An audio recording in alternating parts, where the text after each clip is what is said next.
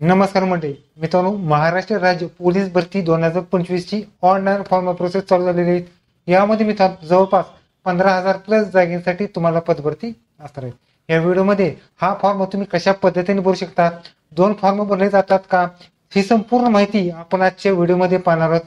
तर व्हिडिओ नक्की शेवटपर्यंत पहा. व्हिडिओला लाईक करा, शेअर करा, कमेंट करा. असे निवडून पाहण्याच्या चॅनेलला सबस्क्राईब करून बेल नक्की दाबा.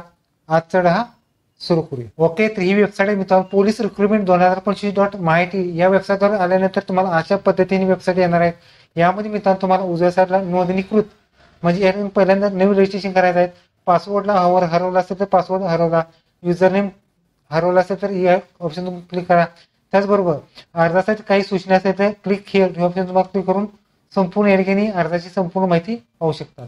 त्याचबरोबर जाहिरातमध्ये क्लिक केल्यानंतर तुम्हाला या ठिकाणी जाहिरात अशा स्वरूपात येणार आहे. म्हणजे कॉन्स्टेबलची जाहिरात ओपन करा, कॉन्स्टेबलची कुठली पाहिजे ती ओपन करून या ठिकाणी डाउनलोड बटनवर क्लिक करून ही देऊन फाईल या ठिकाणी तुम्ही डाउनलोड करू शकता.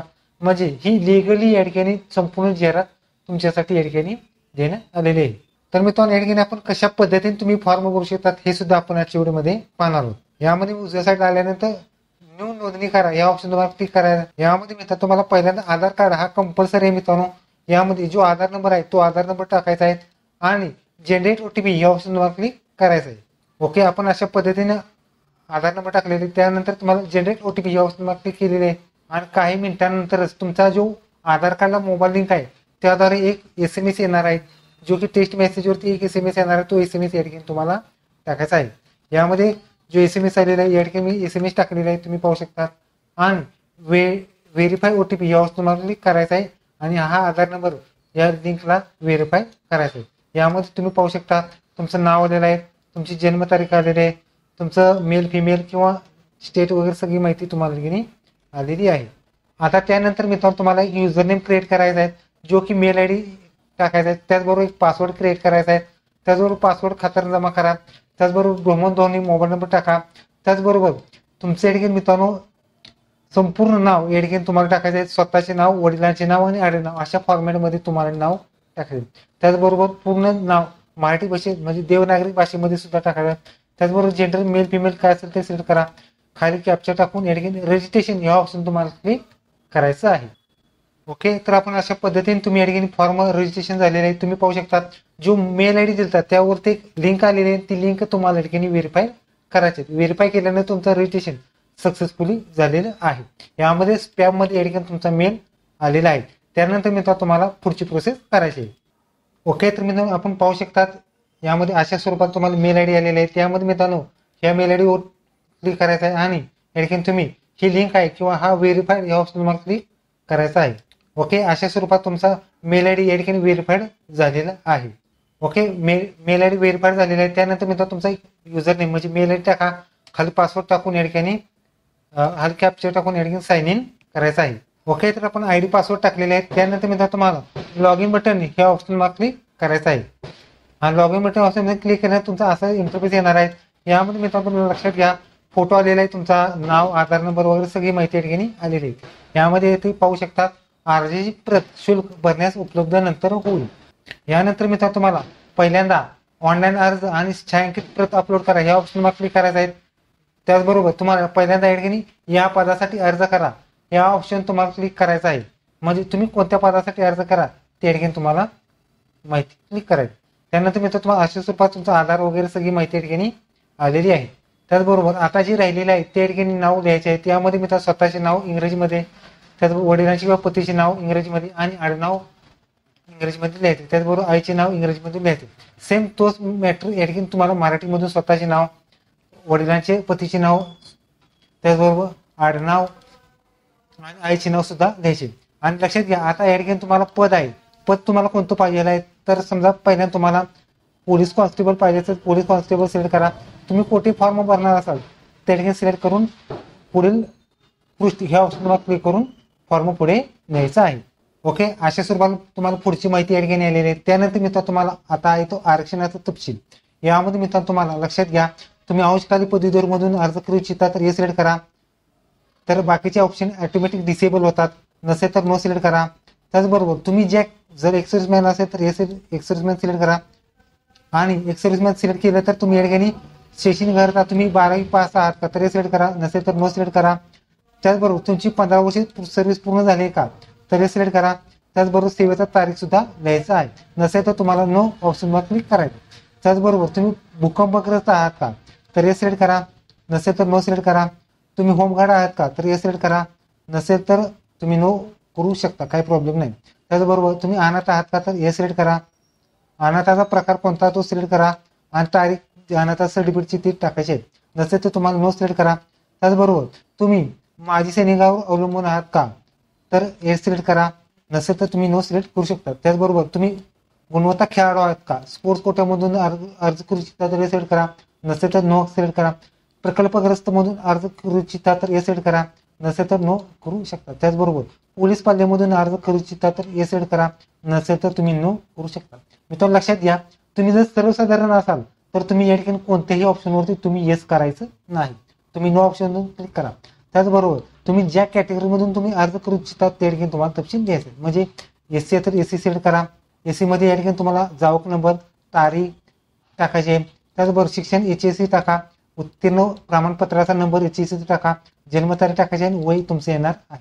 त्याचबरोबर सेव्ह नेक्स्ट करा. काही पदासाठी मित्रांनो लक्षात घ्या, व्हीजीएनटी असेल तर व्हीजीएनटी टाका किंवा जी काही कॅस्ट असेल तर तुमच्या ठिकाणी तुम्हाला टाकायचे. लक्षात घ्या, यामध्ये तुम्हाला on variation you found not belonging to category appropriate action will be taken, म्हणजे तुम्हाला ठिकाणी नंतर जी काय कास्ट वगैरे जी काय असेल ती प्रोसेस तुम्हाला नंतर करायची आहे. त्याचबरोबर कास्ट असेल तर कास्ट सर्टिफिकेट नंबर वगैरे सगळी तुम्हाला तारीख वगैरे जी काय असेल ती संपूर्ण माहिती टाकायची. संपूर्ण माहिती टाकल्यानंतर लक्षात घ्या, एसीबीसी तर एसीबीसी सिलेक्ट करा किंवा तुम्ही कोणते आरक्षण घेणार असेल तर ओपन सिलेक्ट करा आणि तुम्ही या ठिकाणी सेव्ह नेक्स्ट करू शकता. ओके, अशा स्वरूपात तुम्ही बर्थ डेट टाकलेले तुम्ही सेव्ह नेक्स्ट करू शकता, काही प्रॉब्लेम नाही. त्यानंतर म्हणतात तुम्हाला संपर्क तपशील द्यायचा आहे, त्यामध्ये संपर्कासाठी जो आधार कार्ड प्रमाणपत्र आहे तो टाका. त्याचबरोबर दुसरा पत्ता सुद्धा टाका, परिसराचं नाव वगैरे लिहा, जे काय असेल ते तुमच्या माहितीप्रमाणे. स्टेट कोणता आहे तो सिलेक्ट करा. त्याचबरोबर कर्नाटक असेल तर कर्नाटक सीमामध्ये जेवढे जिल्हे येतात तेवढेच तुम्हाला या ठिकाणी आलेले आहेत. जर महाराष्ट्राचा असेल तर मित्रांनो महाराष्ट्रात तुमचा जिल्हा कोणता आहे तो या ठिकाणी सिलेक्ट करायचा आहे. त्याचबरोबर तालुका कोणता आहे तो सिलेक्ट करायचा आहे. त्याचबरोबर गावाचं नाव वगैरे टाका, मुक्काम पोस्ट पिनकोड टाका. लक्षात घ्या, करस्पॉन्डंट आणि परमनंट ॲड्रेस एकसारखा असेल तर स्थायी निवास पत्तावरती क्लिक करून सेव्ह नेक्स्ट करा, नसेल तर वेगवेगळा असेल तर वेगवेगळा टाकून सेव्ह नेक्स्ट तुम्ही करू शकता. ओके, आपण अशी सगळी माहिती भरलेली आहे. त्यानंतर मित्र तुम्हाला सेव्ह नेक्स्ट म्हणजे पुढील पृष्ठ ह्या ऑप्शनवर क्लिक करायचं आहे. यानंतर मित्र तुम्हाला आता सर्वात महत्त्वाची गोष्ट म्हणजे इतर तपशील, म्हणजे या ठिकाणी धर्म कोणता आहे तो सिलेक्ट करा, जे काय असेल ते धर्म सिलेक्ट करा, जात टाकायचे आहे, पोट जात असेल तर टाका. त्याचबरोबर तुम्ही सद्यस्थितीत शासकीय निमशासकीय कर्मचारी आहात का तर हे सिलेक्ट करा, त्या कार्यालयाचे नाव आणि जिल्हा टाकायचा आहे, नसेल तर नो सिलेक्ट करू शकता.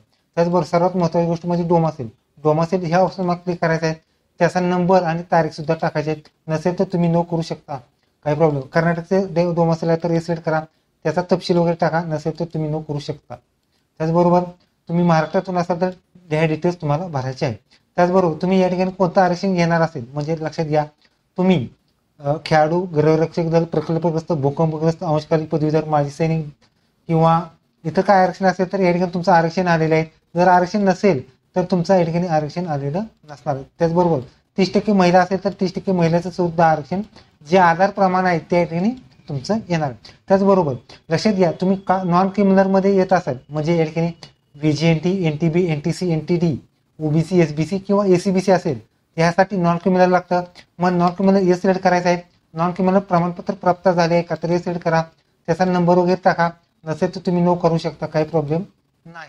त्याचबरोबर तुम्ही या ठिकाणी पोलीस शिपाई पदासाठी तुम्ही विविध शारीरिक पात्रता पूर्ण आहे का तर हे सिलेक्ट करा. त्याचबरोबर शारीरिकदृष्ट्या सक्षम सुद्धा आहेत का तर हे सिलेक्ट करा. तुमच्याकडे NCC सर्टिफिकेट आहे का तर हे सिलेक्ट करा. त्याचबरोबर सर्टिफिकेटचा नंबर टाकायचा आणि तारीख टाकायची आहे, नसेल तर तुम्ही नो करू शकता, काही प्रॉब्लेम नाही. आपल्याकडे वाहन चालकाचा म्हणजे लाईट मोटर व्हेकल आहे का तर हे सिलेक्ट करा, नसेल तर नो सिलेक्ट करू शकता.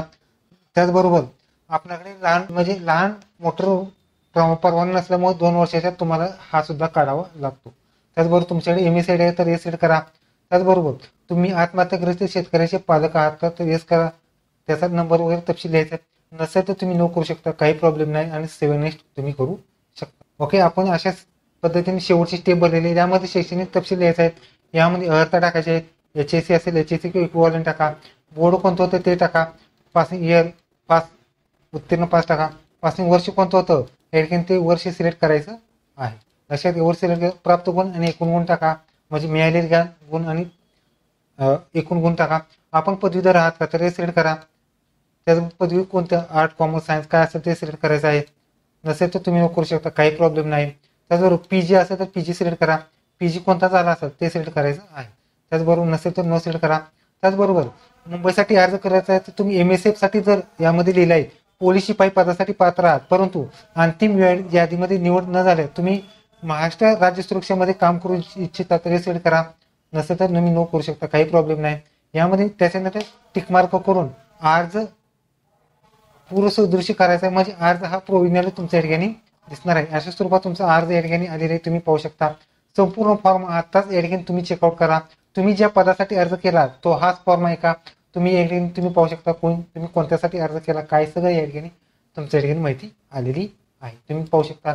त्याचबरोबर संपूर्ण माहिती भरल्यानंतर तुम्हाला या ठिकाणी जतन करा ह्या ऑप्शन तुम्हाला क्लिक करायचं आहे आणि ओके बटन ह्या ऑप्शन तुम्हाला क्लिक करून तुम्ही या ठिकाणी फॉर्म सबमिट करायचा आहे.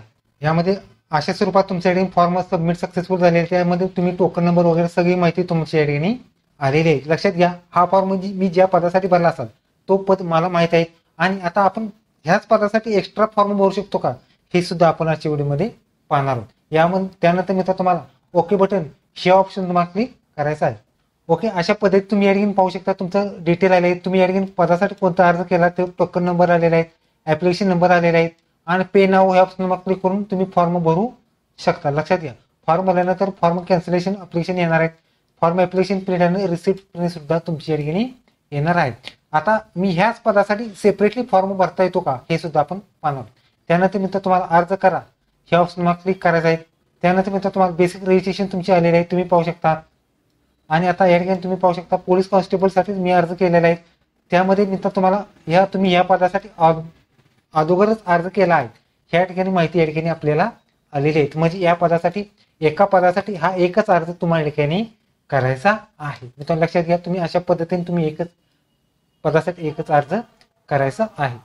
अर्ज व साक्षांकित अपलोड करा या ऑप्शन तुम्हाला क्लिक करा. यामध्ये मित्रांनो तुम्हाला पहिल्यांदा फोटो अपलोड करायचा आहे, छायाचित्र अपलोड करा ह्या ऑप्शन तुम्हाला क्लिक करायचा आहे.